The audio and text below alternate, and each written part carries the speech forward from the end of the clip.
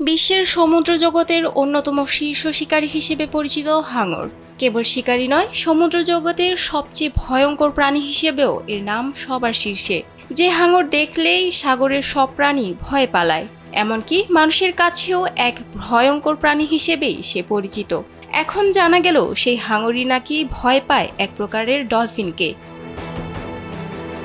বলা হয়ে থাকে হাঙরের জন্য এক আতঙ্কের নাম ওরকাস ডলফিন।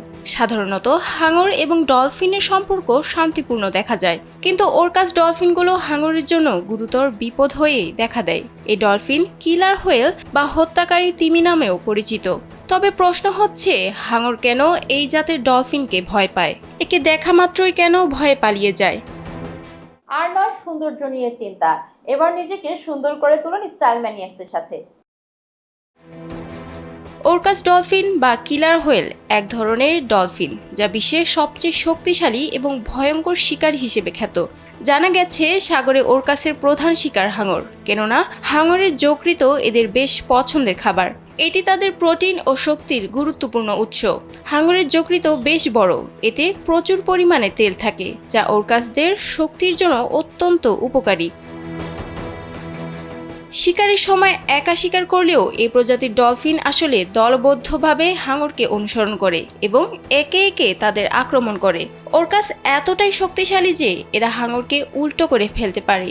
ওরকাস হাঙরকে উল্টে ফেলে এমনভাবে আক্রমণ করে যাতে হাঙরের শরীরের গুরুত্বপূর্ণ অঙ্গগুলোর কাজ বন্ধ হয়ে যায়। এমনকি তারা হাঙরের প্রাকৃতিক স্নায়বিক সিস্টেমেও আঘাত করতে পারে। ওরকাস শিকার করার পর হাঙরের যকৃৎ বের করে নিয়ে চলে যায়। ওরকাস প্রজাতির এই ভয়ানক ডলফিনগুলো 6 থেকে 8 মিটার লম্বা হয়ে থাকে এবং এদের ওজন প্রায় 6 থেকে 7 টনের মতো হয়ে থাকে। বিজ্ঞানীদের মতে একটি হাঙর শিকারকালে যখন কামড় দেয় তখন ওই দাঁতের চাপ প্রয়োগের পরিমাণ থাকে মাত্র 4000 PSI, যে চাপে একটি কচ্ছপের খোলস ভেঙে ফেলা যায়। কিন্তু যখন একটি ওরকাস হাঙরকে শিকার করে তখন তার দাঁতে যে চাপ প্রয়োগ করে তার পরিমাণ দাঁড়ায় প্রায় 40,000 PSI। এই পরিমাণ চাপ প্রয়োগে একই সাথে 6টি কচ্ছপের খোলস নিমিষেই গুঁড়া হয়। ভয়ঙ্কর এই ওরকাস সব সমুদ্রে পাওয়া যায় না, কেবলমাত্র আটলান্টিক এবং অ্যান্টার্কটিকার জগতেই এদের বসবাস।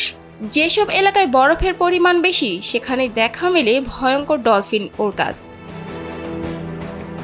সাদিয়া সিদ্দিকা, কালবেলা ডেস্ক।